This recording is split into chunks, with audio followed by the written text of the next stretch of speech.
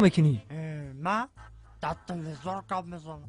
خیلی بیشی همونجا کو سر میکنی بیشی. همینجا بشینم. اخبار گابزا. پولت اینمونم.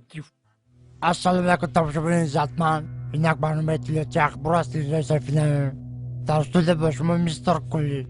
هفته سپر شده در شهر دوشنبه در چششون گردیان در نزدیکی الوتی دو دوست را دستگیر کردند.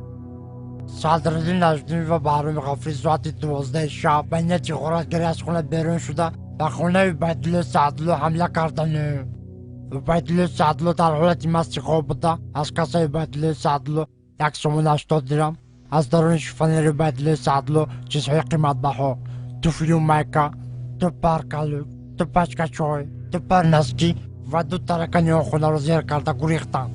از این کارها سردار گروه میلیسیا حسن چیلا خبر شده با کارگردان کرپسه جمهوری تاجیکستان خبر داده. کارگردان کرپسه جمهوری تاجیکستان دولتمند خال کرکی بیگ پرده قاسم از این کارها خبر شده. هر دین غارتگرها را دستگیر کرده و درون کاخ برباد بردن.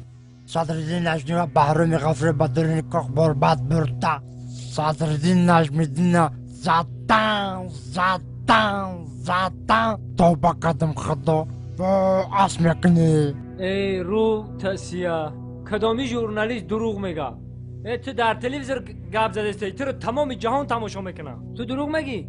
تو رو خلق میدونی چیکار میکنه؟ سنگ شپت میکنه. نخود ژورنالیست دروغ بگه. چه دارو بزنی؟ تو فالبینی دروغ گفته استی.